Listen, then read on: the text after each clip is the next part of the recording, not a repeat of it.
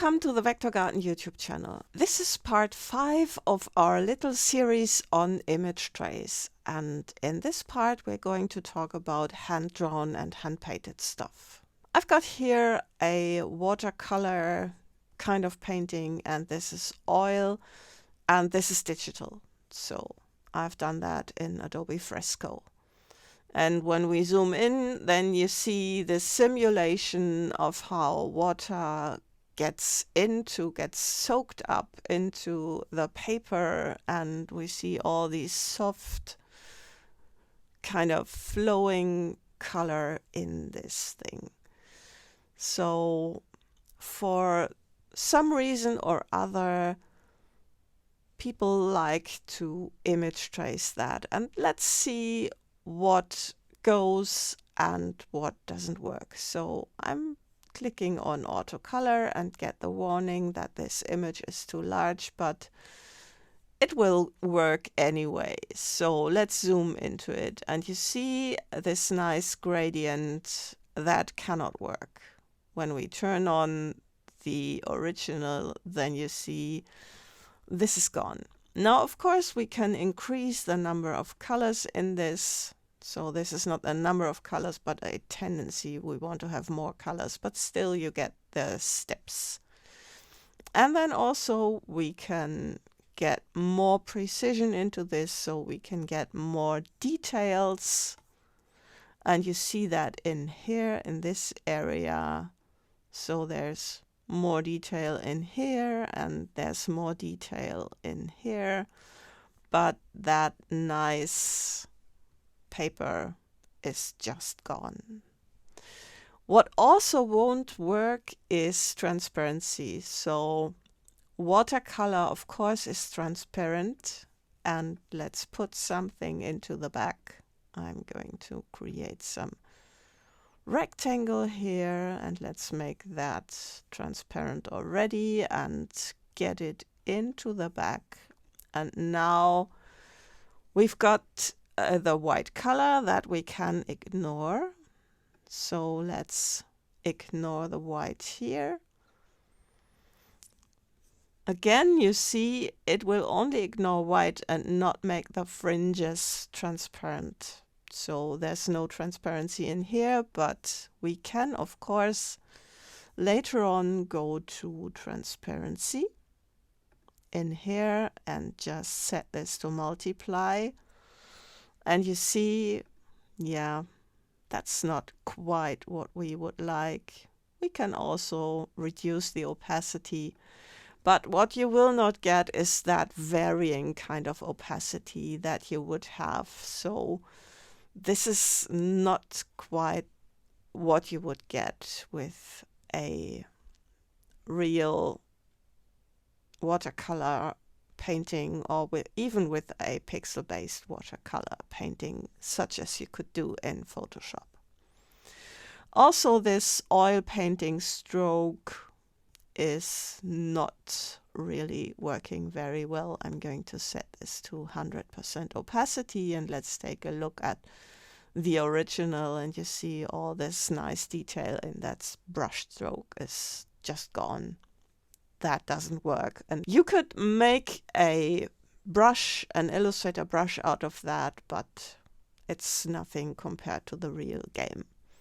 So let's take a look at other kinds of artwork. So this is some lettering, some hand lettering, some sketchy line, and in order to trace that, again, we're going to use the auto setting, and it does a grayscale version of this. And again, this doesn't capture the rough pencil sketch very well, and again, we can get more detail into that.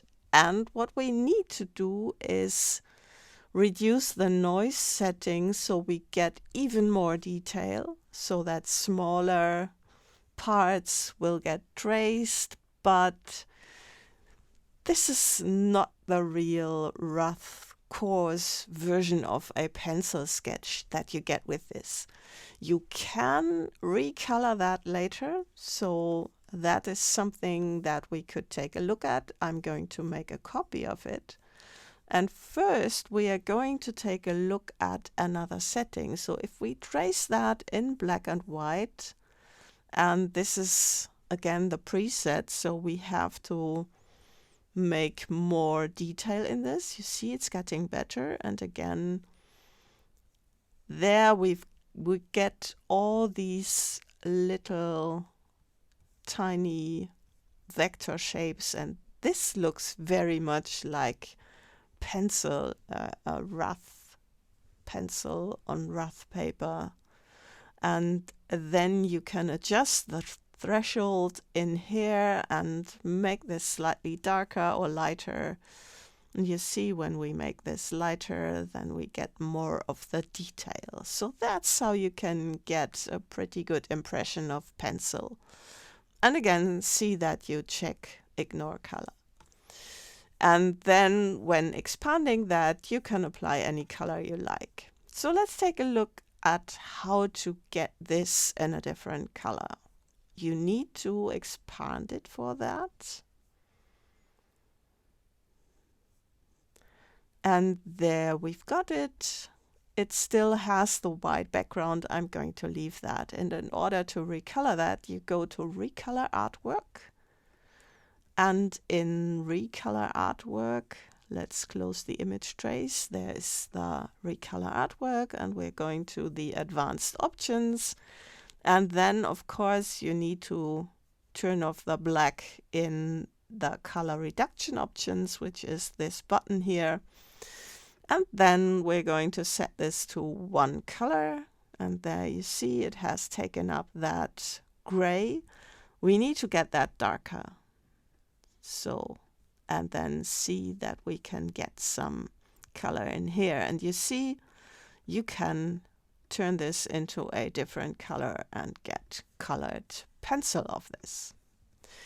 So the last one is this one, and we want to trace this in order to turn it into a brush stroke. So to get that, let's go to Image Trace again. And in order to get that, what you would do is, of course, use the black and white setting and, of course, set this to a high number and then take a look at it, get the noise down so that you have more noise in this. And then maybe they are very, very, pointy. Let's reduce the number of corners or reduce the tendency of creating corners. So we get a more soft result.